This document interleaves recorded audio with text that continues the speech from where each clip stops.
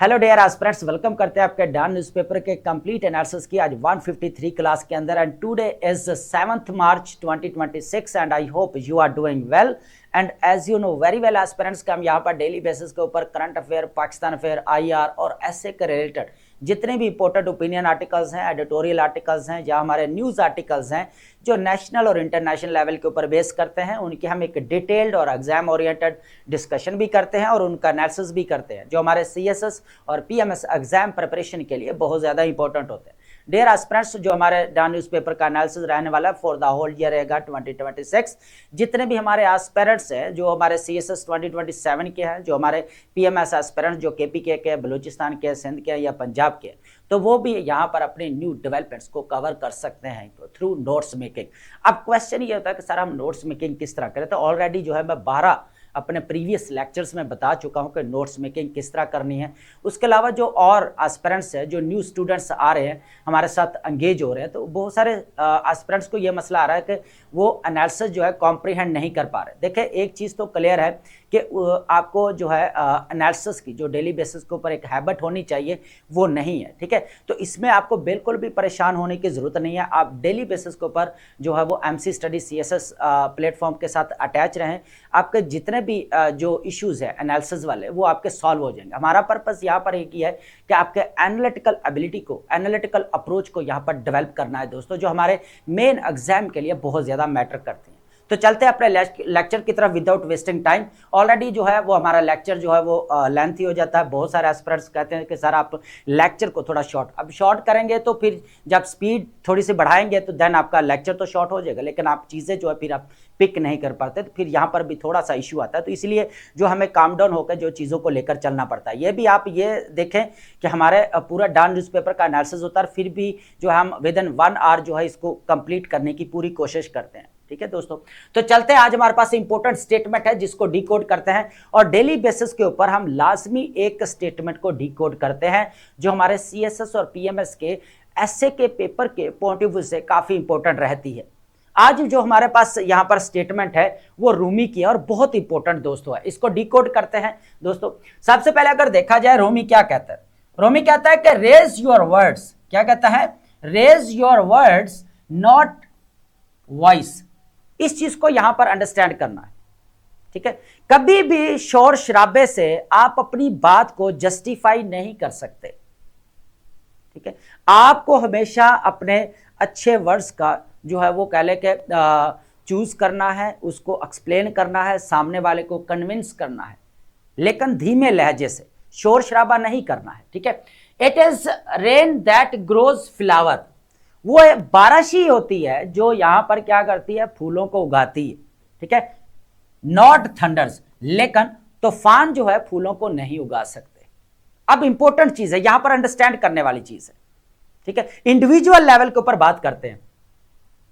देखें अगर आपका किसी के साथ क्लैश चल रहा है तो बजाय अगर वो शोर शराबा डाल रहा है, अपनी वॉइस को और ज्यादा जो है वो कह ले के रेज कर रहा है, तो आपको धीमा रहना है। आपने अपनी बात को क्लियर करना है, ठीक है। आपने क्लैरिटी देनी है कि ये चीज इस तरह नहीं इस तरह है। इस तरह जो है कह लें कि आप जो है एक निगोशिएशंस कर सकते हैं, उसके साथ टॉक्स कर सकते हैं और मामलात को जो है सॉर्ट आउट किया जा सकता है। देखिए बारिश भी क्या है कि फूलों को उगाती है, ठीक है। बारिश हो रही है तो फूल उससे उग रहे हैं, ठीक है। लेकिन अगर वही तूफान में कन्वर्ट हो जाए तो जो फूल लगे हुए हैं वो भी यहां पर टूटकर नीचे गिरना शुरू हो जाते हैं। अब यहां पर एक एग्जांपल लेते हैं, बहुत इंपॉर्टेंट है। फॉर एग्जांपल यहां पर वॉर लगी हुई है। अब आप डेली बेसिस के ऊपर वॉर का रिलेटेड डिस्कस कर रहे हैं, ठीक है। तो अब देखा जाए तो ईरान और इजराइल और यूएसए के दरमियान में वॉर लगी हुई है। तो अब यहां पर तूफान क्रिएट करने से या एक दूसरे को पर रिटेलिएशन करने से या जंग को और बढ़ाने से पीस नहीं आएगा, बल्कि पीस के लिए सबसे इंपॉर्टेंट चीज क्या है, यहां पर डिप्लोमेसी है। क्या है यहां पर, डिप्लोमेसी है, निगोशिएशंस हैं, टॉक्स हैं, डी एस्केलेशन है, जिसकी वजह से क्या किया जा सकता है, फ्लावर्स यहां पर आप कह सकते हैं कि पीस इंश्योर करवाया जा सकता है, ठीक है। अब आप अपने हिसाब से इसके और मीनिंग भी आप एक्सट्रैक्ट कर सकते हैं, नो इश्यू, ठीक है। लेकिन हम यहां पर बात कर रहे हैं वॉर एंड कॉन्फ्लिक्ट के सिलसिले वाले, ठीक है। तो अब देखें वॉर एंड कॉन्फ्लिक्ट है तो उसका बेस्ट सॉल्यूशन क्या है, यहां पर टॉक्स है, निगोशिएशंस हैं, उसके बाद डिप्लोमेसी है, ठीक है, या डिप्लोमेटिक आप निगोशिएशंस भी कह सकते हैं। उसके अलावा अगर देखा जाए तो डी एस्केलेशन, यही एक सॉल्यूशन है रीजनल लेवल के ऊपर, ग्लोबल लेवल के ऊपर सिक्योरिटी और पीस को इंश्योर करवाने के लिए। Are you getting my point? अब यहां पर देखें, यहां पर रेन क्या है जी, जो आप कह सकते हैं कि डिप्लोमेटिक निगोशिएशंस की बात की जा रही है, टॉक्स की बेस के ऊपर हम क्या कर सकते हैं, यहां पर पीस को इंश्योर करवा सकते हैं, ना कि जो है आप क्या करेंगे यहां पर रिटेलिएशंस के जो पीस इंश्योर करवाया जा सकते हैं। या आप फूल कैसे उगा सकते हैं, यहां पर जो अभी वॉर जो अभी यहां पर पूरी जो है वो कह लें कि तबाही का आलम बना हुआ है, पूरी डिस्ट्रक्शन हमें देखने को मिल रही है, ठीक है। या अब एग्जेजरेशन नहीं है, ये हकीकत है जो हमें देखने को मिल रही है, ठीक है। कितने इनोसेंट लोग जो है यहां पर मारे जा रहे हैं, ठीक है। तो उसके लिए बेस्ट सोल्यूशन क्या है, डिप्लोमेटिक जो है टॉक्स होनी चाहिए, यहां पर दोनों के दरमियान में टेबल टॉक्स होनी चाहिए ताकि पीस को इंश्योर करवाया जा सके, ठीक है। अब यहां पर ज्यादा से ज्यादा शोर शराबा और जिस तरह हमें यहां पर एस्केलेशन देखने को मिल रही है, यह सोल्यूशन नहीं है पीस का, ठीक है। तो पीस का सोल्यूशन क्या है हमारे पास, जो अभी हमने बात की है, यहां पर टॉक्स हैं, निगोशिएशंस हैं, डिप्लोमेसी है और उसके बाद आपकी क्या है, डी एस्केलेशन है, ठीक है दोस्तों। तो इसे जो स्टेटमेंट का मतलब था वो हमने निकाले, और भी बहुत सारी एग्जांपल्स इससे बनती हैं, आप जो है वो ले सकते हैं, अपने आर्गुमेंट्स को बिल्ड कर सकते हैं। हमारा पर्पस ये है कि आपको एक बेसिक अंडरस्टैंडिंग दे दी जाए ताकि देन जो है आप जो दूसरे आर्गुमेंट्स हैं वो अपने बिल्ड कर सकें यहां पर, ठीक है दोस्तों। तो ये स्टेटमेंट हमारी इंपॉर्टेंट थी जिसको हमने डिकोड किया दोस्तों। अब चलते हैं हमारे लेक्चर की तरफ, इसको अंडरस्टैंड करने की कोशिश करते हैं। देखिए आज हमारे पास काफी इंपॉर्टेंट ओपिनियन आर्टिकल्स भी रहने वाली हैं और न्यूज आर्टिकल्स भी रहने वाले हैं, इनको वन बाय वन जो है डिस्कस करते हैं। सबसे पहले अगर देखा जाए हमारे पास है targeting neutral states, the law of war, targeting neutrality and the war conflict. अब आज का जो लेक्चर हमारा बहुत इंपॉर्टेंट है, मुद्दा एक ही है ईरान वाला, लेकिन बात यह की जा रही है लॉ ऑफ न्यूट्रलिटी की, ठीक है। अब लॉ ऑफ न्यूट्रलिटी किस सेंस में हम बात कर रहे हैं, यहां पर बात कर रहे हैं जो ईरान की तरफ से जो गल्फ स्टेट्स के ऊपर यहां पर अटैक्स किए गए, क्या वो करने बनते थे या नहीं बनते थे, ये समझेंगे लॉ ऑफ न्यूट्रलिटी के जरिए। अब हो क्या रहा है, बहुत सारे एस्पिरेंट्स हैं, बहुत सारे स्टूडेंट्स हैं, बहुत सारे लोग भी आप कह सकते हैं, उनको कंफ्यूजन क्या है कि भाई ईरान को जो है यहां पर इन स्टेट्स के ऊपर जो है वो कह लें कि अटैक्स नहीं करना चाहिए था, इस्लामिक स्टेट्स के ऊपर। हालांकि ईरान कह रहा है कि मैं यहां पर यूएसए मिलिट्री बेसिस के ऊपर अटैक कर रहा हूं, ठीक है। लेकिन लॉ ऑफ न्यूट्रलिटी क्या कहती है, ठीक है, यूएनओ का जो चार्टर है वो क्या कहता है, जिसको यहां पर ईरान जस्टिफाई करता हुआ हमें नजर आता है। उसके बाद अगर देखा जाए सऊदी अरेबिया के साथ आपका जो है डिफेंस पैक्ट भी है पाकिस्तान का, ठीक है। लेकिन इंपॉर्टेंट चीज ये अंडरस्टैंड करने वाली है कि ईरान ने जो यहां पर अटैक्स किए हैं वो किस बुनियाद पर किए हैं। जो वॉर है ना, हम कहते हैं ना कि वॉर जब स्टार्ट होती है ना तो सारे रूल्स जो है वो टूट जाते हैं, सारे लॉज जो है यहां पर ब्रेक हो जाते हैं, ठीक है। लेकिन वॉर के अंदर भी कुछ ऐसे लॉज मौजूद हैं, ठीक है। इंपॉर्टेंट बात की जाए सिलेक्शन ऑफ टारगेट्स, जो आप यहां पर टारगेट्स कर रहे हो, नो डाउट अभी तो टोटली अगर देखा जाए तो लॉज को वायलेट ही किया जा रहा है, लेकिन इस लॉ के अकॉर्डिंग हम अंडरस्टैंड करने की कोशिश करेंगे। तो ये आपका एक कॉम्प्रिहेंसिव कह लें कि एक आर्गुमेंट होगा अगर आप इसको नोट डाउन कर रहे हैं, जो डेली बेसिस के ऊपर ईरान की और जो इजराइल और यूएसए की वॉर की अपडेट्स को कवर कर रहे हैं, इंपॉर्टेंट स्टेटमेंट्स को कवर कर रहे हैं, तो वो ये पॉइंट भी आज लाजमी कवर करेंगे ताकि उनका जो डेली जो वो मटेरियल कलेक्ट कर रहे हैं, जो डिस्कशंस यहां पर जो स्टेटमेंट्स है कवर कर रहे हैं, तो आज वाला बहुत इंपॉर्टेंट रहने वाले दोस्तों, ठीक है। उसके बाद हमारे पास सेकंड है why we need a bold energy road map now. जिस तरह यहां पर अगर देखा जाए एनर्जी क्राइसिस एक मेन इशू है पाकिस्तान के अंदर, लेकिन उस तरफ हम देखें तो सोलर रेवोल्यूशन के लिए क्या पाकिस्तान रेडी है, इस चीज को भी अंडरस्टैंड करेंगे। यहां पर काफी इंपॉर्टेंट डिस्कशन हमारे रहने वाली है। पाकिस्तान एनर्जी फ्यूचर क्या हो सकता है, विजन फॉर सोलर, तो पाकिस्तान का अगर देखा जाए विजन क्या होना चाहिए सोलर को लेकर, यह काफी इंपॉर्टेंट चीज है। जिस तरह हमें एनर्जी क्राइसिस देखने को मिल रहा है। एक और चीज है कि हमारे अगर देखा जाए जिस तरह यहाँ पर पेट्रोल जितना भी है कह लेकर पेट्रोल है, ऑयल है, गैस है, इंपोर्ट की जाती है, ठीक है। उसके बाद यहाँ पर इलेक्ट्रिसिटी भी जनरेट की जाती है। अब क्या है, वॉर एंड कॉन्फ्लिक्ट का सिलसिला है, ठीक है। पूरा अगर देखा जाए अरेबियन सी के जरिए हमारी जो सारी ट्रेड होती है, तो वो अब क्या है कि यहाँ पर टोटली अगर देखा जाए तो ब्लॉक हो चुका है, ठीक है। स्टेट ऑफ हॉर्मुज आपके सामने क्लोज हो गई, ठीक है। अब नो डाउट बोला जा रहा है कि कुछ जो है वो कि पाकिस्तान या चाइना ये लोग जो है यहाँ पर आ जा सकते हैं, लेकिन अभी बहुत सारे वहाँ पर थ्रेट हैं। इस चीज़ को यहाँ पर अंडरस्टैंड करेंगे कि पाकिस्तान का एनर्जी फ्यूचर क्या है और विजन क्या होना चाहिए। थर्ड हमारे पास है द वॉर ऑन वुमेन, की challenges in women's rights advocacy, the evolving landscape of misogyny, ठीक है। इस चीज को ये रफिया ज़करिया आपको पता है जेंडर के ऊपर काफी अच्छा लिखती हैं, तो उनका ही एक एनालिसिस है जो हम आगे डिस्कस करने वाले हैं, इसका एनालिसिस करने वाले। की चैलेंजेस क्या है, यहाँ पर एक केस स्टडी है, जनार मोहम्मद जो इराकी वुमेन है उसको जो है यहाँ पर जो है वो कह लें कि अभी कत्ल कर दिया गया है, ठीक है, किलिंग हुई। तो उस चीज़ का यहाँ पर जो है वो हम डिस्कशन करने वाले, एक एनालिसिस करने वाले। वो एक कह लें कि हमें एक्टिविस्ट भी नजर आती हैं, ठीक है, जिन्होंने काफ़ी जो है यहाँ पर कह लें कि जुल्म के खिलाफ उन्होंने आवाज़ भी उठाई यहाँ पर, ठीक है। बहुत सारी चीज़ें हैं जो हम यहाँ पर ऐड करने वाले हैं। जो आपको पता है कि रफिया ज़करिया हमेशा जो है वो जेंडर के ऊपर लिखती हैं, मैंने जैसे पहले भी बताया, ठीक है। तो ये हमारा अगर देखा जाए तो जो जेंडर स्टडी हमारा सब्जेक्ट है उसके लिए भी ये काफ़ी इंपॉर्टेंट है, ठीक है। फोर्थ नंबर पर न्यू डेवलपमेंट है, Trump's Iran strategy survives challenge in Congress. Congress के अंदर जो है यहाँ पर चैलेंज कर दिया गया, जो ट्रंप ने ईरान के ऊपर जो यहाँ पर डिसीजन लिया स्ट्राइक करने का, क्या वो लेना चाहिए था? क्या कांग्रेस जो है वो इसका राइट देती है, या कॉन्स्टिट्यूशन, अमेरिकन कॉन्स्टिट्यूशन उसका राइट देती है? आर्टिकल 1 क्या कहता है, इस चीज को यहां पर अंडरस्टैंड करेंगे। यूएसए का आर्टिकल 1 क्या कहता है? क्या प्रेसिडेंट को इख्तियार है कि वो यहां पर अकेले स्ट्राइक्स का जो है डिसीजन ले सके? काफी इंपॉर्टेंट है। इसके अंदर अगर देखा जाए escalating tension USA presidential powers versus Iran, तो ये इंपॉर्टेंट हमारे पास केस स्टडी रहने वाला। अब दो चीजें ऐड होंगी, एक तो हमारे पास लॉ ऑफ न्यूट्रलिटी को अंडरस्टैंड करने की कोशिश करेंगे, देन यहां पर कांग्रेस क्या कहती है। ये बहुत वैलिड आर्गुमेंट्स हैं जो आप अपने नोट लाजमी कर रहे हैं आपने, ठीक है। उसके बाद हमारे पास लास्ट में रहने वाली है वोकैब, और वोकैब को हम लाजमी डिस्कस करते हैं। चले जितने भी हमारे ओल्ड स्टूडेंट हैं वो अपने वीडियो को आगे कर सकते हैं, लेकिन वोकैब का थोड़ा बताना पड़ेगा। देखिए वोकैब हम सिनोनिम्स और एंटोनिम्स के पॉइंट ऑफ व्यू से मत प्रिपेयर करें एस्पिरेंट्स। वोकैब बैंक बनाएं अपना, जो आप राइटिंग स्किल के अंदर, राइटिंग प्रैक्टिस के अंदर जो है यूज करें। अब इसके करने के फायदे क्या होंगे? फर्स्ट, जो repetition of words, repetition of ideas, इस मसले से आपकी जान छूट जाएगी। सेकंड, अगर देखा जाए जो मोल्ड करके बार बार स्टेटमेंट को बोला जा रहा है ना, मोल्ड करके लिखो, मोल्ड करके लिखो, अच्छी वोकैब होगी, रेलिवेंट वोकैब होगी, रेलिवेंट जॉर्गन्स होंगे, रेलिवेंट टर्मिनोलॉजीज होगी, तो आप जो स्टेटमेंट जो मोल्ड करके कहा जा रहा है ना, वो इजीली मोल्ड करके आप लिख सकते हैं।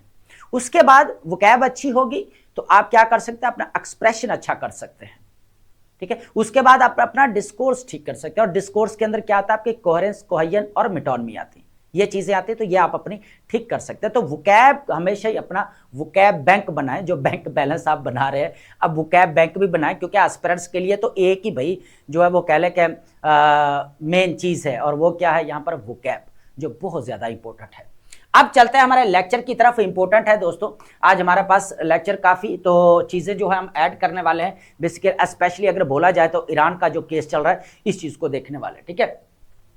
Law of war targeting neutrality and the Iran conflict, analytical outline of the legal frameworks governing armed conflict applied to the 2025 USA Israel attacks on Iran and its cascading consequences under international humanitarian law.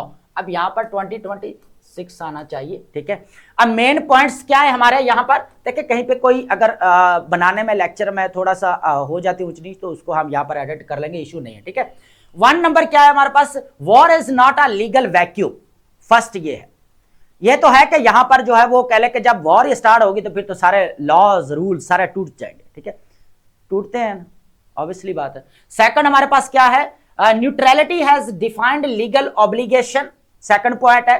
Third हमारे पास है operation epic fury lakhs legal jurisdiction justification sorry and Iran response is legally contested, इस चीज को देखेंगे। Iran ने क्या means रद्द अमल दिया है, the basis state destination is pivotal, इस चीज को देखेंगे। Targeting law exist to break escalatory cycles. अब ये 6 पॉइंट्स है जिनको वन बाय वन जो है अंडरस्टैंड करने की कोशिश करेंगे दोस्तों। सबसे पहले एक चीज यहां पर अंडरस्टैंड करेंगे, काफी इंपॉर्टेंट है।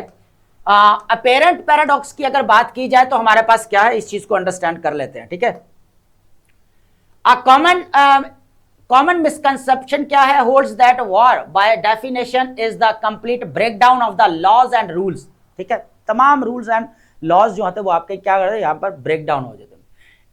If conflict represents the failure of diplomacy can any normative framework survive it's outbreak, ठीक है। उसके बाद हम बात करेंगे यहां पर द हिस्टोरिकल आंसर क्या मिल रहा है इसका, ठीक है। ये बहुत इंपॉर्टेंट स्टेटमेंट है। Centuries of the codification demonstrate otherwise from the Lieber code to the Oxford manual 1880 through Hague Geneva conventions and San Remo air and missile warfare manuals. ये अब वो चीज है जो बेसिकली क्या इंश्योर करवा रहे हैं यहां पर कि an extensive body of law exist, क्या है, an extensive body of law, ये सारी चीजें बता देता। Against which state conduct during war is measured, basically ये कहा जा रहा है ये जो बॉडी ऑफ लॉज हैं, ये जो ड्यूरिंग वॉर चल रही है उसके अंदर जो स्टेट है वो कौन से मेजर्स को अडॉप्ट करती है। उनमें से इंपॉर्टेंट चीज क्या है यहां पर, इंक्लूडिंग सिलेक्शन ऑफ टारगेट्स, कि वो जो टारगेट्स कर रही है वो कौन से हैं, वो मैटर करते हैं यहां पर। देखिए एक चीज मैं क्लियर कर दूं, ये ऑक्सफोर्ड मैनुअल है या 1880 है, लिबर कोड है जेनेवा कन्वेंशंस है, सैन रीमो एयर है, उसके बाद मिसाइल वारफेयर मैनुअल्स है, ठीक है। ये आपने इसकी डिटेल्स में जाने की जरूरत नहीं है, जस्ट आपको पता होना चाहिए कि उनका मेन जो है यहां पर एक बॉडी ऑफ लॉज है जो क्या कहते हैं कि कोई भी स्टेट जो है वो क्या कर सकती है ड्यूरिंग वॉर, जो है वो कौन से बेसिकली यहां पर मेजर्स को अडॉप्ट करती है, basically specially in case of selection of targets, ठीक है। मोर देन इनफ, इससे ज्यादा डिटेल में जाने की जरूरत नहीं है, तो ये आप यहां पर नोट डाउन कर सकते हैं, ठीक है दोस्तों। अब बात करेंगे यहां पर वही मेजर जो इन्होंने अडॉप्ट किए हैं, जो ईरान की तरफ से अडॉप्ट किए गए हैं या फिर जो है यहां पर यूएसए की तरफ से किए गए, आप चीजें यहां पर डिस्कस करते हैं। सबसे पहले हमें यह अंडरस्टैंड करना पड़ेगा द लॉ ऑफ न्यूट्रलिटी की प्रिंसिपल्स, लॉ ऑफ न्यूट्रलिटी को अंडरस्टैंड करना पड़ेगा कि जो बाकी तो चलो ईरान और यूएसए और इजराइल के दरमियान में तो वॉर देखने को मिल रही है, लेकिन गल्फ स्टेट्स जो इस्लामिक दूसरे कंट्रीज हैं, यूएई है, कतर है, सऊदी अरेबिया, भाई उनका क्या कसूर है जो ईरान ने अटैक किया है, ये चीज अंडरस्टैंड करनी है, ये इंपॉर्टेंट है। जो हम बार बार कहते हैं ना कि यहां पर जो है वो कह ले कि पाकिस्तान की तरफ से भी यहां पर कॉल गई कि भाई जो है सऊदी अरेबिया के साथ हमारा डिफेंस पैकेट है तो आप उनके ऊपर अटैक्स नहीं करेंगे, ठीक है। अब जो यहां पर ईरान डिफेंड करता है वो भी देखेंगे, नेक्स्ट हमारे पास रहेंगे, ठीक है। लेकिन एक चीज यहां पर अंडरस्टैंड करेंगे सबसे पहले कि लॉ ऑफ न्यूट्रलिटी क्या कहती है, इस चीज को अंडरस्टैंड करें। नॉन मिलिट्री इन्वॉल्वमेंट, सबसे पहले देखा जाए the primary obligation of the neutral states, किसकी बात की जा रही है, गल्फ स्टेट्स की बात की जा रही है या पाकिस्तान भी है, उनके क्या कर सकते हैं कि states to refrain from participating military in any armed conflict between belligerent parties, ठीक है। तो किसी तरह की भी किसी किस्म की मिलिट्री पार्टिसिपेशन या इन्वॉल्वमेंट नहीं होनी चाहिए न्यूट्रल स्टेट्स की। फॉर एग्जांपल यहां पर ईरान और इजराइल या यूएसए का मैटर चल रहा है, तो यहां पर दूसरी स्टेट्स जो है यहां पर जो है वो इजराइल या कह ले के जो यूएस है उसके मिलिट्री इन्वॉल्वमेंट नहीं होनी चाहिए, नहीं तो उनकी न्यूट्रलिटी यहां पर खत्म हो जाएगी। इन सिंपल वर्ड अगर मैं बोलूं तो यहां पर नो मिलिट्री असिस्टेंस। अब ये सेकंड पॉइंट है जो यहां पर ईरान की तरफ से बताया गया, neutral states are prohibited from providing military aid, weapons, troops और strategic support to any warning party, ठीक है।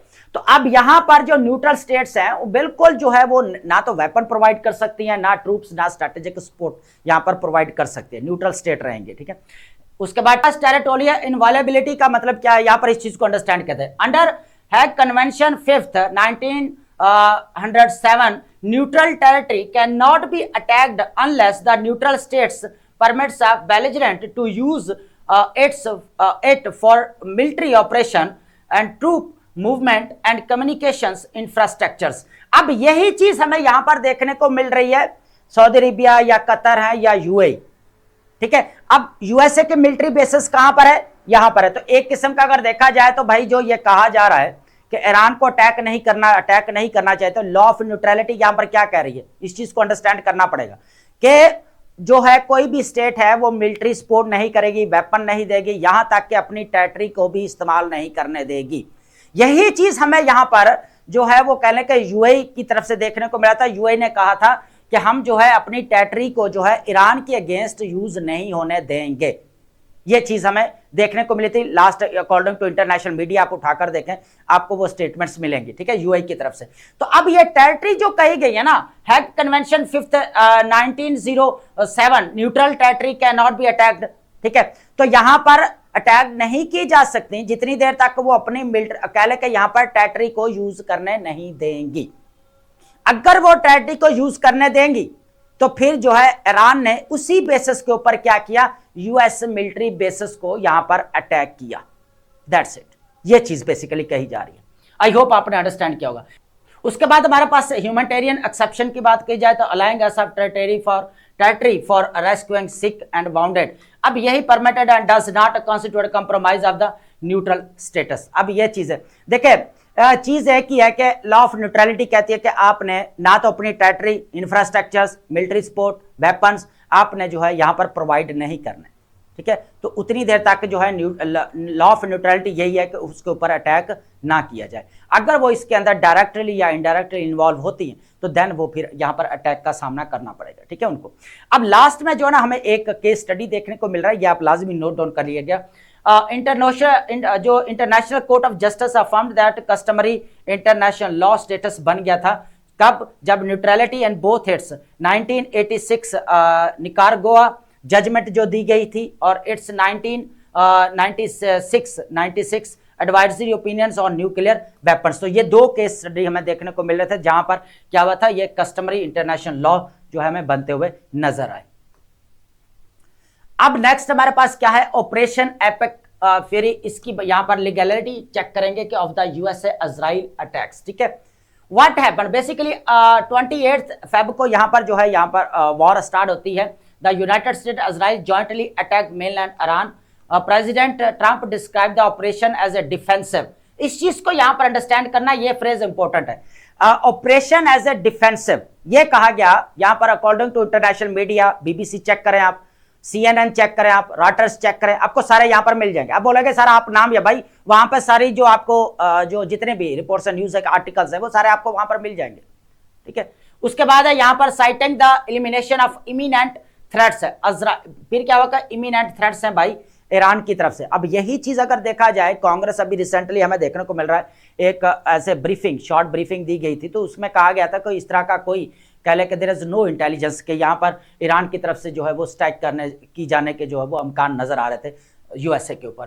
तो प्री एम्प्टिव की स्ट्राइक की बात कीजिए, जो है वो पहले ही कोई स्ट्राइक का जो मामला होता है कि जो है वो ईरान यूएसए के ऊपर स्ट्राइक करने वाले, तो ऐसी कोई भी इंटेलिजेंस नहीं थी, ये भी कहा जा रहा है। Against anticipated Iranian missile attacks, the legal problem क्या है, neither state provided evidence that Iran intended to attack. अब यहाँ पर ये हो रहा है कि भाई अब इन प्राइवेट कांग्रेशनल ब्रीफिंग के अंदर क्या हुआ था, यहाँ पर USA official acknowledged that American intelligence did not demonstrate Iran was preparing to strike. The American society of international law confirmed Trump offered no evidence of an imminent attack। तो ये important चीज है। एक तो हमारे पास the American society of international Law क्या कहती है, उस चीज को भी देखना है। दूसरे बाद प्राइवेट कांग्रेशनल हमें जो यहाँ पर ब्रीफिंग जो देखने को मिल रही है, इसको भी आपने सामने रखना है। इन दोनों पॉइंट्स को यहाँ पर आपने नोट डाउन कर लेना। उसके बाद हमारे पास है लीगल वर्डिक्ट की बात करेंगे। यहाँ पर क्या है भाई, absent वेरिफिएबल की बात करें, evidence of eminence the attack, और द यूएन चार्टर क्या कहता है on the use of force. उसके बाद customary international law on the self defence, ठीक है। उसके बाद है the threshold requirements of the anticipatory self defence. तो ये तीनों चीजें यहाँ पर देखने को मिल रही हैं, ठीक है। यूएनओ का चार्टर क्या कहता है, ये अभी नेक्स्ट हम डिस्कस कर लेंगे। 51 आर्टिकल क्या कहता है कि भाई एज ए डिफेंसिव जो है ईरान जो है यहाँ पर जो है वो कह लेके अटैक कर सकता है। लेकिन यहाँ पर जो है यूएसए की तरफ से कहा गया कि भाई जो यूएसए ने अटैक किया ईरान के ऊपर, वो तो कह लेकर डिफेंसिव किया है, वो तो हो सकता है कि इमिनेंट जो अटैक किया जा सकता था ईरान की तरफ से, तो इसीलिए जो डिफेंसिव में जो है बेसिकली इजराइल और यूएसए ने अटैक किया है। ये इंपॉर्टेंट है, ये बाद में चीजें आपको फिर मिलेंगे नहीं, फिर आप ढूंढते फिरेंगे चीजें, ठीक है। जो डेली बेसिस के ऊपर अपडेट सारी उनको एक पेज के ऊपर या 2 पेज 3 पेज पूरा टॉपिक आपका प्रिपेयर हो जाएगा और पूरे कॉम्प्रिहेंसिव आर्गूमेंट से आपके फैक्ट्स एंड फिगर आपके जो है वो जमा हो जाएंगे। Iran response self defence or escalation. अब दो चीजें, क्या जो ईरान ने यहां पर किया वो कह लें कि एक एस्केलेशन है या सेल्फ डिफेंस है, इसको अंडरस्टैंड करने की जरूरत है। अब इन लाइंस के अगर देखा जाए, तीनों लाइंस के अंदर क्या क्या है, ये तो आपको पता है कि ईरान ने जो सेल्फ डिफेंस में यहां पर अटैक किया, लेकिन ईरान जो है यहां पर एक चीज क्लेम भी करता है, बेसिकली वो कहता है कि जेनेवा कन्वेंशंस और एडिशनल प्रोटोकॉल 1971 आईसीआरसी के गाइडलाइन के मुताबिक हमने यहां पर जो है वो अटैक किया, सेल्फ डिफेंस बेसिकली किया है हमने, ठीक है। दूसरा यहां पर क्या है, ईरान से लीगल आर्गूमेंट क्या दे रहा है यहां पर कि भाई जो आर्टिकल 51 है यूएनओ का चार्टर का, हमने उसके अकॉर्डिंग यहां पर रिटेलिएशन की है सेल्फ डिफेंस के अंदर, ठीक है। अब कंटेस्टेड डिमेंशंस में क्या है कि ईरान ने क्या किया कि जो इजराइल और यूएसए के ऊपर अटैक करने का जो करना चाहिए था वो नहीं किया, बल्कि बियॉन्ड टेरिटरी किया, यहां पर जो गल्फ स्टेट्स को निशाना बनाया। लेकिन अभी हमने लॉ ऑफ न्यूट्रलिटी पढ़ा था कि जो न्यूट्रल स्टेट्स हैं वो अपनी टेरिटरी को यहां पर यूज नहीं होने देंगी अगेंस्ट किसी भी स्टेट के, ठीक है। वॉर, ड्यूरिंग वॉर की बात कर रहे हैं, तो वो अभी हमने चीज यहां पर डिस्कस, हालांकि देखा जाए तो ओआईसी के मेंबर्स हैं जितने भी हमें स्टेट्स देखने को मिल रहे हैं ना। अब क्वेश्चन यहां पर ये है कि ईरान ने जो यहां पर इंफ्रास्ट्रक्चर के ऊपर कहा जा रहा है कि अटैक किया, या होटल्स के ऊपर किया, या डाटा सेंटर्स है, या एयरपोर्ट से साइड से विदाउट अपेरेंट मिलिट्री नेसेसरी, तो देखा जाए तो कहा भी है जो है यहाँ पर मिलिट्री जो है यहाँ पर अपेरेंस भी नहीं है, तो फिर यहाँ पर अटैक किया गया। तो वहां पर ईरान ने कहा गया की तरफ से कहा गया कि वो तो यहाँ पर ह्यूमन एड प्रोटेक्शन जो यहाँ पर इंसानों के पीछे जाकर छुपे नजर आते, तो ये चीजें भी यहाँ पर देखने को मिली ना। तो ये इंपॉर्टेंट थी हमारे पास चीजें। अब हमारे पास है न्यूट्रलिटी कंप्रोमाइज्ड कब हुई, इस चीज को देखते हैं जो अभी हमने डिस्कशन की, द मिलिट्री बेसिस क्वेश्चन। अब सबसे बड़ा जो क्वेश्चन मार्क ये है कि मिलिट्री बेसिस जो यूएसए की मिलिट्री बेसिस है उसकी वजह से अटैक किया गया, इस चीज को अंडरस्टैंड करना पड़ेगा। द कोर लीगल क्वेश्चन है, do long standing USA military bases on the soil of political neutral states legally compromise those states neutral status during the an active conflict। अब देखा जाए तो एक एक्टिव वॉर जोन भी हमें देखने को मिल रहा है और दूसरी तरफ हमें मिलिट्री बेसिस भी देखने को मिल रही है। उसका अगर देखा जाए तो यूरोपियन कंट्रीज ने भी यहाँ पर कतर के ऊपर जो है काफी फाइटर्स जेट्स वगैरह यहाँ पर सेंड किए, ये भी चीज नजर आई, ठीक है। अब रिग्रेटेबल आंसर की बात की जाए तो अंडर हैग कन्वेंशन 5th आर्टिकल्स 2 and 5th क्या कहता है कि neutral states must not allow belligerents to use its territory for military operations if it does knowingly or not directly या indirectly, आप कह सकते हैं overt या covert भी आप कह सकते हैं, ठीक है। It risk forfeiting neutral protections Iran's legal position। The presence of the active US strikes assets transformed these bases into extensions of the battlefield, making them legitimate military objectives under the law of targeting। अब ये चीज सारी हमें देखने को मिल रही। अब समझ आ गई कि सारा जो मामला चल रहा है ना जो न्यूट्रलिटी वाला, कि बेसिकली जो लॉज क्या कह रहे हैं और ये सारी चीजें, तो कहा जाए तो डायरेक्टली या इनडायरेक्टली जब आप अपनी टेरिटरी के ऊपर ड्यूरिंग वॉर चल रही है और आप क्या कर रहे हैं यहाँ पर मिलिट्री बेसिस दे रहे हैं, है ना, मिलिट्री बेसिस बारी पड़े तो उनको अटैक बेसिकली यहाँ पर किया गया। ये इंपॉर्टेंट चीज है यहाँ पर, ठीक है, और बहुत बड़ा क्वेश्चन मार्क भी है। उसके बाद क्रिटिकल डिस्टिंक्शन की बात की जाए, targeting basis and attacking state, इस चीज को देखेंगे। अब यहां पर ईरान क्या जस्टिफाई कर रहा है भाई, जस्टिफिकेशन दे रहा है, इस चीज को देखते हैं, ठीक है। सबसे पहले अगर देखा जाए targeting foreign minister foreign military basis sorry a law of war term की बात की जाए, Iran foreign ministry clarified that strikes were defensive actions against imminent military threats not violations of the host state sovereignty. उन्होंने कहा कि हम कोई state की सॉवरेनिटी को यहाँ पर वायलेट नहीं कर रहे, बल्कि यहाँ पर हमें फेयर था कि यूएसए के जो मिलिट्री बेसिस हैं यहाँ पर काम कर रही है तो उनकी तरफ से जो है वो अटैक्स हो सकते हैं, तो इसलिए जो है निशाना बनाया गया। उसके बाद अटैकिंग न्यूट्रल स्टेट की बात की जाए, terms signifying deliberately use of force against state political and independence and territorial integrity. Iran has अगर बोला जाए तो does not consider actions to constitute attack on the host state themselves. तो देखे ईरान ने दो ही चीजें यहाँ पर उन्होंने क्लियर की कि भाई जो हम एक तो लॉ ऑफ न्यूट्रलिटी क्या कहते हैं, एक तो वो चीज है, दूसरा ये है कि जो गल्फ के ऊपर यहाँ पर अटैक्स किए गए वो हमारा पर्पज एक ही था कि यूएसए मिलिट्री बेसिस, ठीक है। तो ये ऑलरेडी हम डिस्कशन इसके ऊपर कर चुके हैं। अब यहां पर जो है फिर न्यूट्रलिटी का मसला तो ठीक है, लेकिन यहां पर पाकिस्तान की तरफ से क्या किया गया, ये चीज भी है। अब जब यहां पर जो स्टेट्स के ऊपर अटैक किया गया, ठीक है, इसके ऊपर सऊदी अरेबिया के ऊपर, अब अगर हम स्पेशली बात करें यहां पर, ठीक है, तो ये तीर है ना, ये इंपॉर्टेंट चीज है। तो अब क्या है कि सऊदी अरेबिया और पाकिस्तान के दरमियान में तो डिफेंस पैकेट है यहां पर, ठीक है। अब दोनों के ऊपर, एक स्टेट के ऊपर हमला है तो समझो दोनों के ऊपर हमला किया गया। तो यहां पर फिर जो है पाकिस्तान की तरफ से, यहां पर ईरान की तरफ से गया कि भाई आप ये काम जो है यहां पर बंद करो, ठीक है, ये ठीक नहीं, क्योंकि आपको पता होना चाहिए कि डिफेंस पैकेट भी हुआ रहा है। तो ये चीज है। फिर यहां पर जो है वो काफी मामला सॉर्ट आउट हुए, ईरान ने दोबारा जो है यहाँ पर सऊदी अरेबिया के ऊपर जो अटैक्स वगैरह ये चीजें जो है काफी मध्यम पड़ गई, यहाँ पर कम होते हुए नजर आई, ठीक है, ये चीज भी है। Iran targets USA basis strikes on USA facilities with an Saudi territories. उसके बाद Pakistan considered obliged to weigh joining conflict on Saudi side. Iran declare actions officially frames strikes as a directed as a Saudi Arabia, इस चीज को। तो फिर यहाँ पर अगर देखा जाए टारगेटिंग बेसिस है या अटैकिंग स्टेट है, ये दोनों चीजें देखने को मिल रही है। अब ईरान की तरफ से तो ये कहा जा रहा है कि भाई हमने तो यहाँ पर बेसिस को टारगेट किया है, ठीक है। अब कुछ जो है यहाँ पर जो बार बार चीजें ये मिल रही है, अटैकिंग स्टेट के ऊपर हमला कर दिया। देखें, उन्होंने कहा कि हमने स्टेट सॉवरेनिटी का पूरा जो है यहाँ पर जो है प्रोटेक्ट किया है, उनके वायलेट हमने नहीं किया।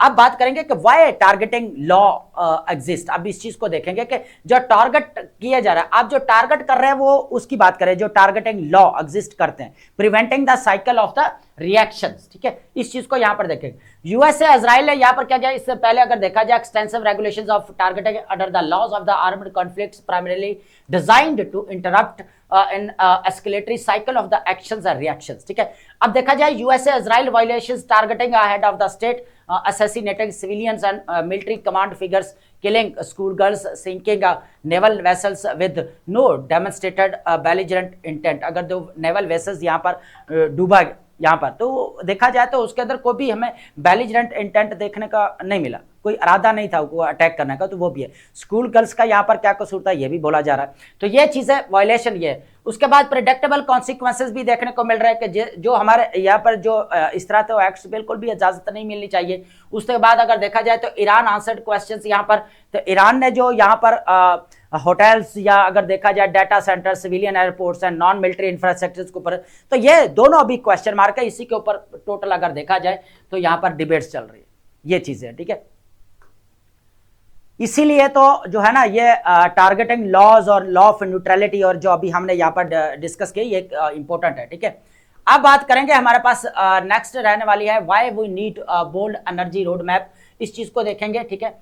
बहुत सारे तो हम ऑलरेडी इसके ऊपर डिस्कशंस करते रहते हैं चीजें, लेकिन आज हमारे पास थोड़ी सी डिफरेंट है, इसको हम ऐड करेंगे। पाकिस्तान एनर्जी फ्यूचर क्या होने वाला है, विजन फॉर सोलर, ठीक है, स्टोरेज, डिस्ट्रीब्यूटेड जनरेशन, इस चीज को देखना पड़ा। डिस्ट्रीब्यूटेड जनरेशन क्या है, मींस अपग्रेड से जो है लोग बिजली लेना कम करते जा रहे हैं, क्योंकि यहाँ पर रूफ टॉप के ऊपर अपना सोलर पैनल्स लगाते जा रहे हैं। Structure shift is underway, solar is replacing hydrocarbons है, electric vehicles are coming and distributed energy is the future. तो अब यही कार्य कहा जा रहा है कि जो डिस्ट्रीब्यूटेड एनर्जी वही एक फ्यूचर है। जिस तरह हमें यहाँ पर इलेक्ट्रिक व्हीकल कार्स आते हुए नजर आए, जो बेसिकली डे में भी यहाँ पर जो है वो क्या करेंगी, चार्जिंग होगी, रात के जब उनकी जरूरत पड़ेगी तो यूज किया जा सकता है।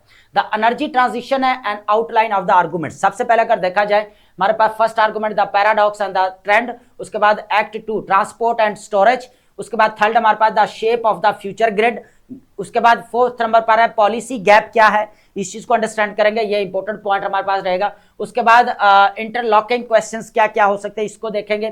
Path forward, regulatory sand boxes है और विजन एग्जीक्यूशन इन पैरेलल, ये दोनों इंपॉर्टेंट है, दोनों पैरेलल चलेंगी, ये भी चीज है। अब ये पॉइंट्स वन बाय वन जो है इनको यहाँ पर ऐड करते हैं, डिस्कस करते जाएंगे, ठीक है। एक्सप्लेनेशन देता जाऊंगा चीजों को ताकि आपको पता होना चाहिए, बाकी आप नोट डाउन कर सकते हैं, ठीक है। Solar is a replacing hydrocarbon. सबसे पहले तो अगर देखा जाए तो जो सोलर एनर्जी है वो यहाँ पर रिप्लेस कर रही है जितने भी हाइड्रोकार्बन्स है, जो हम ऑयल, पेट्रोल, गैस इंपोर्ट करते हैं उसके ऊपर यहाँ पर जो बिजली जनरेट करते हैं, तो वो यहाँ पर रिप्लेस किए जा रहे हैं किसके द्वारा, यहाँ पर सोलर के जरिए, ठीक है। एक चीज तो ये है प्राइमरी। उसके बाद ट्रांसपोर्ट इलेक्ट्रिफिकेशन की बात की जाए तो अब इलेक्ट्रिक व्हीकल्स आ चुकी हैं, तो अब इलेक्ट्रिक व्हीकल्स जिस तरह आती जा रही है तो उनके अंदर इतनी पावर है कि वो पहियों पर के ऊपर जो चलने वाली है, तो वो क्या करते, बैटरी डे में पूरा स्टोरेज करेगी और शाम में जब जरूरत पड़ेगी तो उनको यूज किया जा सकता है। तो एक सेकंड चीज ये है कि electric vehicle will arrive slowly at first and then suddenly doubling electricity demand and displacing imported oil, becoming the largest distributor storage resources ever known, and parked car is a battery on wheel। ठीक है, ये चीज अभी जो हमने discuss की। उसके बाद डिस्ट्रीब्यूटेड एनर्जी फ्यूचर की बात की जाए, क्या मतलब है इसका भाई?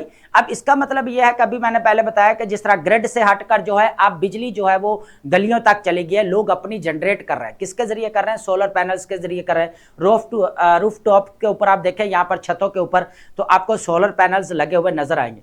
तो बेसिकली वही चीज कही जा रही है कि अब जो बिजली जो है क्या हो रही है, यहाँ पर डिस्ट्रीब्यूटिव एनर्जी जो है हमें लग रही है, फ्यूचर उसका वही है। Solar as a primary energy storage as a enabler, electrons flowing sideways between the neighbours factories, जो हमें कभी तक यहाँ पर फैक्ट्रीज और ग्रिड सिस्टम और यहाँ पर फीडर्स क्या होते हैं आपके? बेसिकली जो सप्लाई देते हैं, जो आपको इलेक्ट्रिसिटी देते हैं, ग्रिड वगैरह आप छोटे कह सकते हैं, यूनिट वगैरह। तो ये local energy exchanges are markets that clear at level of the streets, not national grid control centre. ठीक है, तो पूरा कंट्रोल फिर स्ट्रीट्स में आ जाएगा, लोग अपने सोलर पैनल्स लगाकर जो अपनी बिजली जनरेट वगैरह कर रहे हैं। एक चीज तो ये है। पॉलिसी गैप क्या है, इस चीज को अंडरस्टैंड करते हैं। पॉलिसी गैप है वही, आपको सारी चीजें पता ही है लेकिन थोड़ी सी ऐड कर देते हैं। यहाँ पर climate change ministry targets 60% renewables and 30% electric vehicles 2030। ठीक है, अब ये तो प्लान बना है लेकिन इशू क्या आ रहा है हमारे पास? नेशनल इलेक्ट्रिक व्हीकल पॉलिसी क्या कहती है कि backs electric vehicles with subsidies, या एनटीडीसी क्या कहते हैं यहाँ पर? IGCP remains bounded by legally thermal contracts. अभी तक भी वो थर्मल कॉन्ट्रैक्ट्स में है। ठीक है, तो ये सबसे बड़ा तो प्रॉब्लम ये रहा। सिस्टमैटिकली अगर देखा जाए, undervalues solar in its least and cost mode, अगर देखा जाए तो सबसे ज्यादा लो कॉस्ट किसके? सोलर की पड़ती है। तो सोलर की तरफ तो जाना पड़ेगा और फ्यूचर भी वही देखने को मिल रहा है। यंग गैप की बात करेंगे तो the bigger problem is that gap between future and these documents describe. अब सबसे बड़ा जो मसला रहा है, डॉक्यूमेंटेशन जो हुई पड़ी है कंपनीज की या गवर्नमेंट के दरम्यान में, वो अभी वही चल रही है, ओल्ड हमें देखने को मिल रही है ना। The one that is actually arriving the NEPRA recent regulations ban local energy trading to protect the legacy of the past contracts. ठीक है, अभी क्या किया नेब्रा ने, क्या किया? जो अभी रिसेंटली रेगुलेशंस पास किया, क्या किया भाई? लोकल एनर्जी यहाँ पर बैन कर, है ना। जो हम बात कर रहे थे अभी नेट मीटरिंग और नेट मीटरिंग की बात कर रहे थे हम जो अभी लास्ट टाइम। ठीक है, तो अब सारा जो है यहाँ पर हमें देखने को मिल रहा है कि अब नेपरा तो कभी भी नहीं चाहे कि ये सोलर सिस्टम हो, उसको पता है कि मेरा जो है सारा बेड़ा गर्क हो जाएगा। सारी एनर्जी जो मैं यहाँ पर प्रोड्यूस कर रहा हूँ, ग्रिड के ऊपर जो प्रोवाइड कर रहा हूँ, फिर कौन खरीदेगा यहाँ पर? तो ये चीज भी देखने को मिल रहा है। अब इसका सोल्यूशन भी दिया गया, लास्ट में उसको देखेंगे। अब क्वेश्चन क्या है, इसको पहले यहाँ पर देख लेते हैं। ठीक है, देखा जाए तो पहले सबसे पहले क्वेश्चन यहां पर क्या आता है कि इस चीज को अंडरस्टैंड करना पड़ेगा दोस्तों कि what is the primary source and if solar is the cheapest energy in the history, does our vision treat as a base load and as an intermittent supplement. देखें, एक तो है कि फ्यूचर जो है वो तो सोलर का प्राइमरी सोर्स वही है, लेकिन क्या हम उसको परमानेंटली इसको लेकर चल सकते हैं या एक अजाफी जरिया है? ठीक है, इससे ठीक है ये कहा जा रहा है कि अजाफी जरिया है या एक हम इसको लॉन्ग लास्टिंग लेकर चल सकते हैं। लेकिन क्या है कि दैट चॉइस डिटरमाइंस एवरीथिंग, ये चॉइस जो है जो हर चीज को तय भी करती है। फॉर एग्जांपल सबसे पहले अगर देखा जाए ट्रांसमिशन है, आपकी स्टोरेज है, प्राइसिंग है, the very shape of the grid, तो ये सारी चीजें। How does storage change the equation, कैसे चेंज कर सकते हैं पहले इस चीज को यहाँ पर अंडरस्टैंड करेंगे। ठीक है, अ grid with the distributed storage in Holmes, factories and electric vehicles is nothing like the present one. ठीक है, व्हेन डू, अब क्या होगा कि ये बिल्कुल मुख्तलिफ होगा उस जमाने से और अभी वाला मुख्तलिफ होगा। अभी क्या होगा कि यहाँ पर अगर स्टोरेज होती भी है तो अब जब चाहे यहाँ पर ये क्वेश्चन होता है कि कब खरीद सकते हैं, कब उसको बेच सकते हैं, कब यूज कर सकते हैं, कब उसको यहाँ पर स्टोर कर सकते हैं। उसके बाद है where do markets forms if electrons flow sideways. जब यहाँ पर क्या होता है कि जब इलेक्ट्रॉन्स की बात की जा रही है, जो बिजली की बात की जा रही है कि फैक्ट्रीज और साइड एरियाज में, नेबर्स में जो चलते हुए नजर आते हैं, लेकिन अगर यहाँ पर सोलर आ रहा है, जो हम स्ट्रीट्स की बात कर रहे हैं वो सारे स्ट्रीट्स के अंदर आ जाता है, तो फिर ग्रिड का काम क्या रहेगा भाई? सारा कंट्रोल तो उसमें चला जाएगा। तो ये our regulation currently prohibited such as transaction, a vision needs to answer whether such a prohibition makes sense. ठीक है, तो ये सारी चीजें हमें यहाँ पर देखने को मिले। देखिए, फ्यूचर अगर देखना है या डिपेंड होता हुआ नजर आ रहा है तो वो एक ही है कि आपका सोलर के ऊपर, सोलर रेवोल्यूशन जो है यहाँ पर देखने को मिल रहा है। और ऑलरेडी अगर देखा जाए तो यार आपकी फैक्ट्रीज है या इंडस्ट्रीज है वो यहाँ पर ब्लॉक हुई पड़ी है। उसकी वजह क्या भाई? एक तो लोड शॉर्टेज है, अगर बिजली आ रही है तो वो भी बहुत ज्यादा महंगी बिजली आ रही है, तो ये भी एक चीज है यहाँ पर। ठीक है। अब पाथ फॉरवर्ड इसके क्या हो सकते हैं, इस चीज को यहां पर देखते हैं जी, क्या हो सकते हैं। सबसे पहले अगर देखा जाए एक पर्सनल एक उसके है सजेशन है या रेमेडीज है, रेगुलेटरी सैंडबॉक्स जहां पर बनाए जाने। सबसे पहले क्या है जी, यहां पर नेपरा को डेजिग्नेट वन फीडर वही यूनिट की बात की जाए जो यहाँ पर ग्रिड की बात कर रहे हैं, जो यहाँ पर सप्लाई करते हैं इलेक्ट्रिसिटी बेसिकली, ठीक है। ईच डिस्कोस टेरिटरी, हर टेरिटरी के अंदर, एक खित्ते के अंदर होनी चाहिए। टेस्ट लोकल एनर्जी ट्रेडिंग के लिए डिस्ट्रीब्यूटर स्टोरेज और electric vehicle grid integration under real conditions, ठीक है। इनके साथ इनको अटैच करके जो है करके ना उसको अटैच करके इंतजाम करके फिर जन जो है तजर्बा किया जाए। तो पब्लिश रूल्स क्या क्या यहाँ पर, सबसे पहले तो रूल्स को पब्लिश करना पड़ेगा, सही रूल्स क्या है इसके। उसके बाद इनवाइट इनोवेटर, फिर क्या करना पड़ेगा, इनोवेटर्स को यहाँ पर जो है इनवाइट करना पड़ेगा। फिर लेट द पायलट्स का मतलब क्या था, तजर्बाती मंसूबे आप कह सकते हैं बेसिकली, ठीक है। सक्सीड और फेल, फिर पता चलेगा कि ये जो तजर्बाती मंसूबे हैं वो फेल होते हैं या कामयाब होते हैं, ये चीज़ है, ठीक है। अब इसका एक ही है कि यहाँ पर रेगुलेटरी क्या है कि भाई एक है कि जितने भी अपने खित्ते के अंदर ना एक यूनिट या सप्लाई बनाया जाए, उसके साथ जितने भी हमें इलेक्ट्रिक व्हीकल्स जो हमें नज़र आ रही हैं ग्रिड इंटीग्रेशन उनके साथ, उसके बाद हमें यहाँ पर डिस्ट्रीब्यूटर स्टोरेज जितने भी हमें उनके साथ, लोकल एनर्जी ट्रेडिंग जितने भी उनके साथ अटैच होकर जो है ना एक तजर्बा करना चाहिए। लेकिन एक चीज़ और भी है, यहाँ पर यह भी कहा जा रहा है कि जो डिस्कोस है या वो कभी भी इनोवेटर जो कह ले कि यहाँ पर सपोर्ट नहीं करते, इनोवेशंस को यहाँ पर सपोर्ट नहीं करती। तो वहाँ पर क्या करना पड़ेगा, जो पायलट प्रोग्राम्स है उनको क्या करना पड़ेगा, यहाँ पर बेसिकली जो ईच यूटिलिटी परफॉर्मेंस मैंडेट उसके साथ उसको कनेक्ट करना पड़ेगा। और एक इंपॉर्टेंट चीज़ ये है कि यहाँ पर जो है कि टीम जो है यहाँ पर बनानी पड़ेगी जो डिस्को के अंदर जो है रहेगी, ठीक है। और 3 सक्सेसफुल पायलट्स, और एक मुद्दत के अंदर जो है 3 जो है यहाँ पर तजर्बाती जो है वो मंसूबे जो है वो सक्सेसफुली या कामयाबी के साथ इसको मुकम्मल किए जाने चाहिए। टाइट टू क्लोरर केपीज, और उसके साथ इसका किसके साथ कनेक्ट करना चाहिए या टाइट करना चाहिए बेसिकली जो केपीआईज के साथ। अब इसके अलावा कुछ और भी पॉइंट्स हैं नीचे हमारे पास, विजन है, एग्जीक्यूशन है, प्रूव एंड देन स्केल, ठीक है। पहले सबसे पहले तजर्बा करना चाहिए, फिर देखना चाहिए, ठीक है, कि क्या किया जा सकता है। उसके अलावा विजन होना चाहिए सोलर को लेकर, उसके बाद एग्जीक्यूशन, रद्द अमल भी साथ साथ चलते हैं, ये दोनों चीज़ें साथ साथ चलेंगे, ठीक है। अब ये वो पॉइंट्स है जिनको अगर आप नोट डाउन करना भी चाहते हैं तो कर सकते हैं, अदरवाइज इनको लेफ्ट कर सकते हैं, इतने इंपॉर्टेंट नहीं है, ठीक है। अब चलते हैं हमारे पास जो नेक्स्ट ओपिनियन आर्टिकल की तरफ। And you know very well about Rafia Zakaria साहिबा, जिन्होंने ये ओपिनियन आर्टिकल लिखी है, और ये हमारे जेंडर स्टडी का जो सब्जेक्ट है उसके लिए भी इंपॉर्टेंट है, और हमारे ऐसे के पेपर के पॉइंट ऑफ व्यू से भी काफ़ी इंपॉर्टेंट है अगर वुमेन्स के रिलेटेड या जेंडर के रिलेटेड कोई टॉपिक आ जाता है तो, ठीक है। आज का जो हमारा टॉपिक है द वॉर ऑन ओपिनियन, इसके अंदर एक केस स्टडी डिस्कस किया गया है यानार मोहम्मद का, जो इराकी वुमेन एक्टिविस्ट नजर आती हैं, जिन्होंने कह ले कि विमेन राइट्स के लिए काफ़ी फाइट्स की, स्ट्रगल्स भी की, ऑनर किलिंग्स और डोमेस्टिक वायलेंस के अगेंस्ट अपनी वॉइस को भी रेस किया। इसके अलावा भी बहुत सारी और भी चीज़ें हैं जो इसके अंदर डिस्कस की गई हैं, उनको वन बाय वन जो है हम एनालाइज करेंगे और डिस्कस भी करेंगे। सबसे पहले देखते हैं की challenges in women's rights advocacy the evolving landscape of misogyny. Misogyny means होता है हेट स्पीच अगेंस्ट वुमेन्स।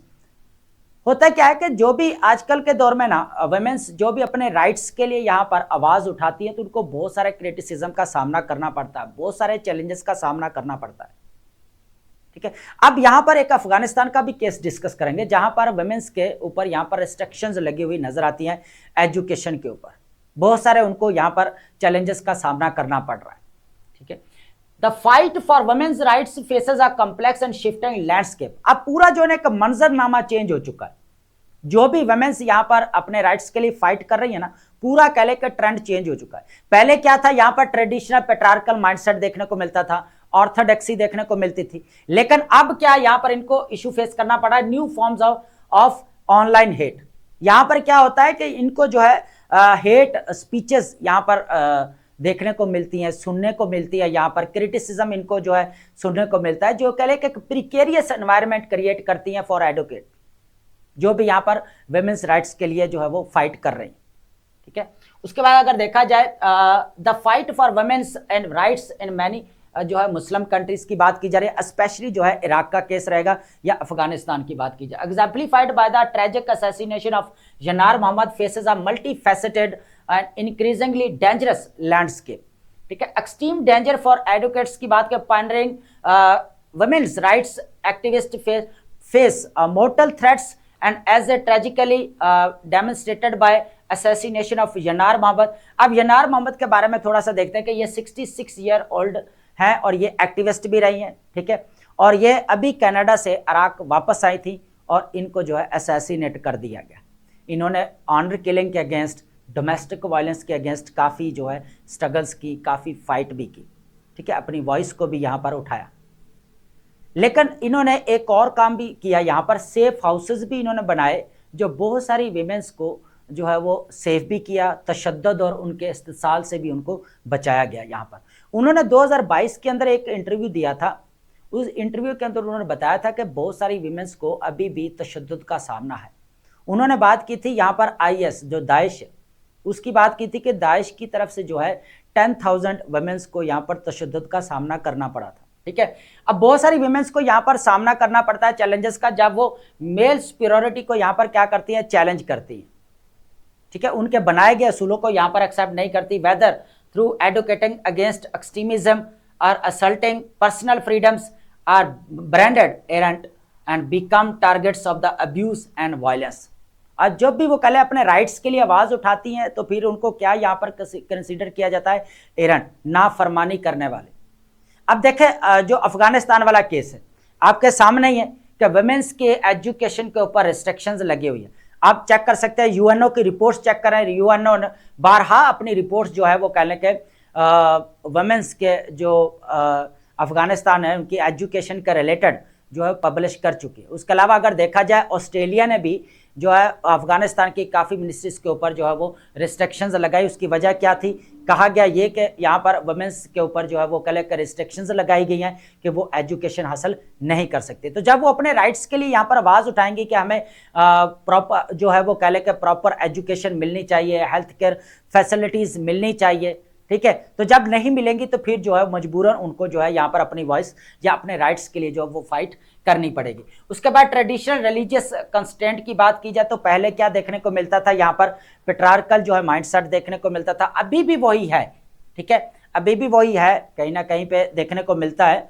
लेकिन ये है कि जो अभी इनको socio economic and political participation मिलनी चाहिए वुमेन्स को, वो यहाँ पर नहीं मिल पा रही। हालांकि अगर देखा जाए इन केस ऑफ पाकिस्तान तो वुमेन्स को काफ़ी राइट्स भी दिए जा रहे हैं। नो डाउट कि यहाँ पर अभी भी बैकवर्डनेस है, मार्जिनलाइज्ड एरियाज में अभी भी वुमेन्स को बहुत सारे चैलेंजेस का सामना है। लेकिन आप ऑन द अदर साइड अगर देखें तो बहुत सारी वुमेन्स हमें जॉब जो करते हुए भी नज़र आ रही है। उसके बाद जो है यहाँ पर पॉलिटिकल पार्टिसिपेशन भी हमें देखने को मिल रही है, यहाँ तक कि आपकी CM जो हमें नज़र आ रही है वो भी आपकी वुमेन है, ठीक है।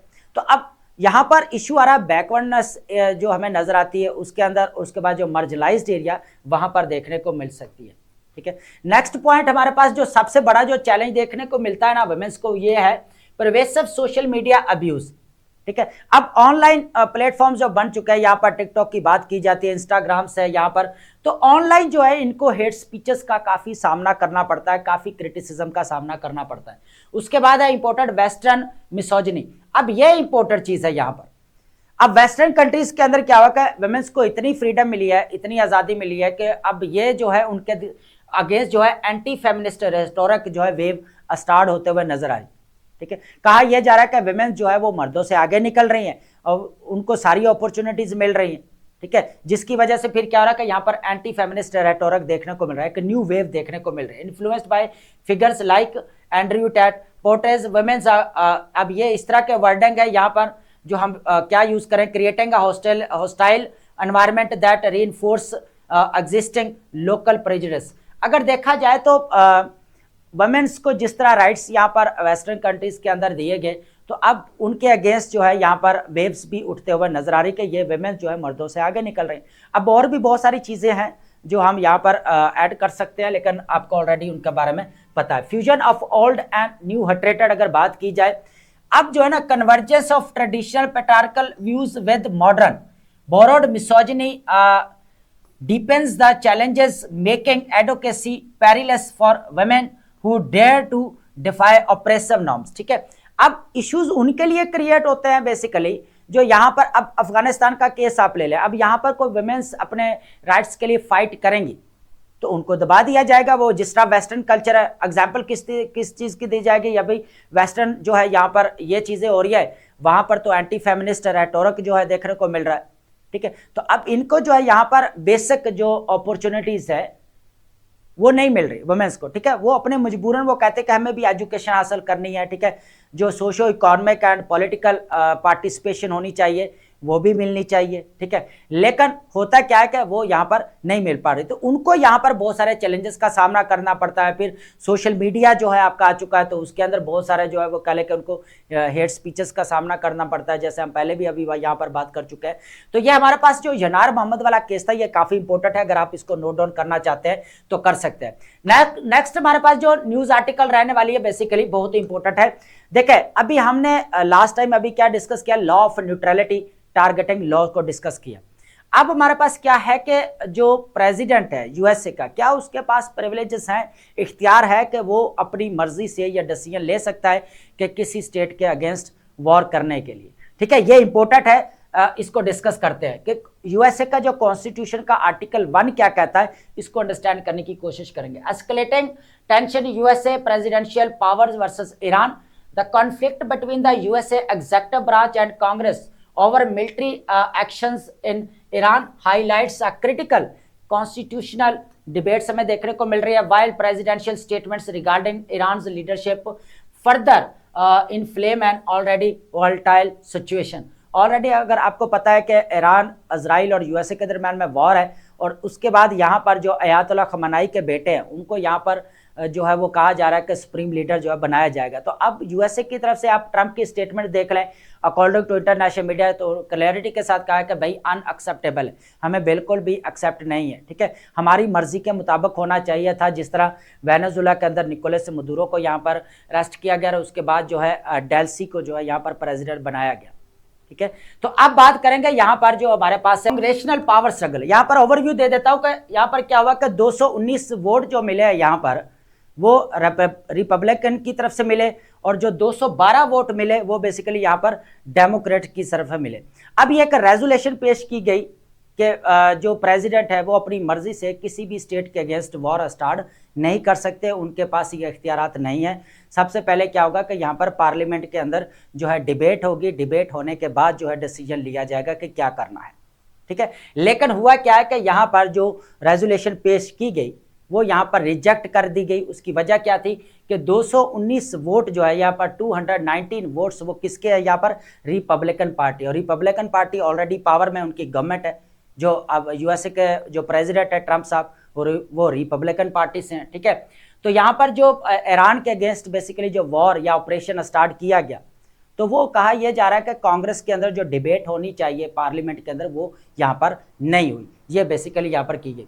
तो डेमोक्रेट्स क्या कहते हैं, argued for the Congress article 1 authority to declare wars. तो यहाँ पर जो किसके पास है अथॉरिटी, बेसिकली कांग्रेस के पास है। आर्टिकल 1 क्या कहता है कि यहाँ पर वॉर जो है वो स्टार्ट कर सकते हैं, या अथॉरिटी टू डिक्लेयर वॉर, सिर्फ उसके पास अथॉरिटी है कि वो वॉर डिक्लेयर कर सकती है। रिपब्लिकन क्या कहते हैं कि contended that restricting the president would undermine national security.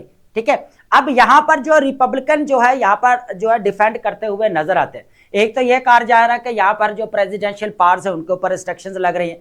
दूसरा यह है कि जो प्रेसिडेंट एक्शन ले रहे हैं जो नेशनल सिक्योरिटी के लिए एक बहुत बड़ा चैलेंज है, तो उसके ऊपर क्या की जा रही है, यहाँ पर रिस्ट्रिक्शंस लगाए जाने की बात की जा रही है। ये बहुत इंपॉर्टेंट है जो रेजोल्यूशन यहाँ पर पेश की गई है।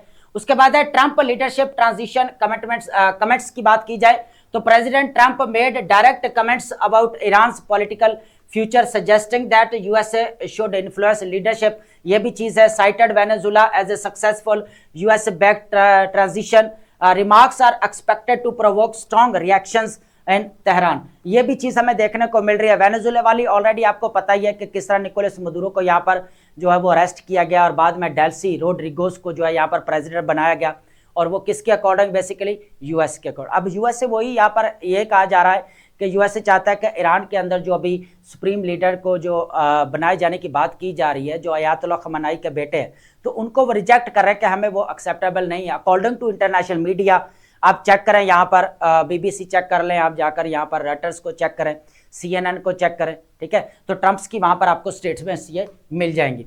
उसके बाद हमारे पास नेक्स्ट जो इंपॉर्टेंट यहाँ पर चीज रहने वाली है कि तेहरान ने इसके ऊपर क्या जो है वो रिएक्शन दिया है, इस चीज को भी देखेंगे। Iranian officials accused USA of the escalating tension, warning of the consequences as a 6-day confrontation unfolds with reported explosion in Tehran and Iranian strikes.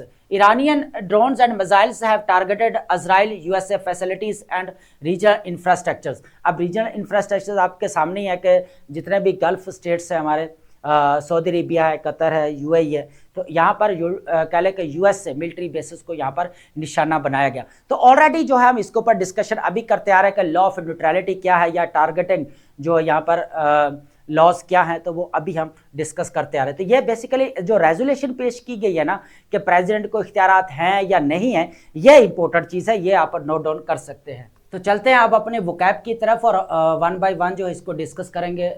सबसे पहले जो हमारे पास वर्ड रहने वाला है कॉन्स्ट्रू। कॉन्स्ट्रू का मतलब क्या था? टू इंटरप्रेट और understand the meaning of something in a particular way, specially words और एक्शंस और इवेंट्स, ठीक है। बात ये यहाँ पर इसका मतलब ये बनता है कि किसी बात या अमल का इस अंदाज से जो है उसकी तशरीह या उसका जो है मतलब अखज़ करना, ठीक है। किसी की बात या अमल के इस अंदाज से जो है मतलब अखज़ करना, ठीक है। तो यहाँ पर इंटरप्रेट या परसीव, ठीक है, तसव्वुर करना भी आप कह सकते हैं यहाँ पर। उसके बाद अगर देखा जाए तो इंटरप्रेट तशरीह करना भी आप कह सकते हैं, किसी की बात से मीनिंग अखज़ कर लेना, ठीक है, मतलब अखज़ कर लेना। स्टैंडर्ड का मतलब था लेफ्ट इन अ डिफिकल्ट और helpless situation without ability to move away get help, ठीक है। ऐसी सिचुएशन में फंस जाना जहाँ से निकलना मुश्किल हो जाए, ठीक है। तो यहाँ पर अगर देखा अबंडेंट या मैरून्ड भी आप कह सकते हैं। बेलिजरेंट का मतलब क्या था? होस्टाइल, अग्रेसिव या eager to fight, often referring to a person, group, state involve in conflict, ठीक है। तो लड़ाका या जंगजू बोला जाता है, ठीक है। उसके बाद है एग्रेसिव या हॉस्टाइल। रैम शैकल का मतलब क्या होता है? यहाँ पर पुअरली कंस्ट्रक्टेड, अनस्टेबल और in a state of disrepair, something that appears worn out of the falling apart, ठीक है। टूट फूट का शिकार होना भी आप कह सकते हैं, खस्ता हाल भी आप कह सकते हैं इसको, डिलापिडेटेड या रिकटी भी आप इसको कह सकते हैं। एवर्स, वर्स का मतलब होता है हैविंग अ स्ट्रॉन्ग डिसलाइक, ठीक है, किसी को सख्त नापसंद करना आप ये कह सकते हैं। रिलक्टेंट या अपोज्ड। उसके बाद नेक्स्ट हमारे पास जो वर्ड रहने वाला है विट्रॉयल। विट्रॉयल का मतलब क्या है? यहाँ पर बिटर या हार्श या एक्सट्रीमली करल क्रिटिसिज्म, ठीक है, सख्त किस्म का किसी के ऊपर जो है वो तनकीद करना आप कह सकते हैं, सख्त किस्म की, ठीक है, कड़वी हो जो तनकीद आप कह सकते हैं। हटरेटेड या एक्सप्रेस्ड इन स्पीच और राइटिंग, जो एक क्या नफरत पर मबनी करती हो, आप ये भी कह सकते हैं। बिटरनेस या वैनम, जहर उगलना किसी के खिलाफ, आप ये भी कह सकते हैं। इंस्लेवमेंट का मतलब होता है द एक्ट और condition of forcing someone into slavery, किसी को जो है मजबूर करना उसको गुलाम बनाने के ऊपर, या कह लें कि अपनी गुलामी में रखना भी आप कह सकते हैं। कंप्लीट कंट्रोल और ऑपरेशन, अपने दबाव में रखना। सब्जुगेशन या बॉन्डेज आप कह सकते हैं। डिस्टिंक्शन का मतलब होता है क्लियर डिफरेंस, आप यहाँ तक कह सकते हैं वाज़ेह फ़र्क होता है, जो डिफरेंस होता है बेसिकली उसको बोला जाता है। उसके बाद आप डिफ्रेंशिएशन भी आप इसको कह सकते हैं यहाँ पर। और उसके बाद है वेवर्डनेस। वेवर्डनेस का मतलब behaviour that is difficult to control, ऐसा रवैया जिसको कंट्रोल करना मुश्किल हो बेसिकली। रेबेलियस या contrary to the accepted rules or guidance. Rebelliousness आप कह सकते हैं, अनरूलीनेस भी आप इसको कह सकते हैं। नेक्स्ट हमारे पास जो वर्ड रहने वाला है रिबफिंग। रिबफिंग का मतलब क्या था? रिजेक्टिंग और रिफ्यूजिंग सम वन और समथिंग फर्मली, ठीक है, क्या करना बेसिकली किसको रिजेक्ट कर देने के मानी में होता है कि रिजेक्ट या स्नब कर देना, ऑफन इन अ ब्लंट और अनफ्रेंडली मैनर्स। रेप्लेट का मतलब क्या था? Completely filled, abundantly supplied with the something, ठीक है, दोबारा भर जाना भी आप कह सकते हैं इसको, ठीक है, अबंडेंट या फुल हो जाना। मिसोजिनी का मतलब क्या था? हटरेटेड, प्रेजुडिस या डीप डिसलाइक टूवर्ड वुमेन, आप कह सकते हैं तो औरतों के खिलाफ नफरत को भी आप कह सकते हैं, सेक्सिज्म या वुमेन्स हटरेटेड। उसके बाद डांटेड। डांटेड का मतलब होता है फीलिंग डिस्करेज करना, ठीक है, क्या करना? डिस्करेजमेंट होना, यहाँ पर आपका हौसला जो होता है वो पस्त हो जाता है बेसिकली। इंटिमिडेटेड या losing confidence because of difficult और डेंजर, ठीक है, खतरनाक या आप कह लें कि एक मुश्किल हालात को देखकर आपके जो हौसला पस्त हो जाता है उसको बोला जाता है डिस्करेज्ड या इंटिमिडेटेड आप बोल सकते हैं। जैब का मतलब क्या आता है? मॉकिंग, सार्कास्टिक मीन्स आप ये कह सकते हैं मजाक उड़ाना, किसी के ऊपर तंज करना आप कह सकते हैं, टॉन्ट मारना या मॉकरी। ग्रोटेस्क, ग्रोटेस्क का मतलब क्या होता है? यहाँ पर एक्सट्रीमली अगली को बोला जाता है। डिस्टॉर्टेड भी आप बोल सकते हैं, बिज़ारे भी आप इसको बोल सकते हैं। बिल्कुल जो बदसूरत होता है, भद्दा होता है, ठीक है, उसको बोला जाता है अजीबो गरीब होता है, जिसको बोला जाता है बिज़ारे या मॉन्स्ट्रियस आप इसको कह सकते हैं। तो आई होप आपने लेक्चर अंडरस्टैंड किया होगा and thank you so much.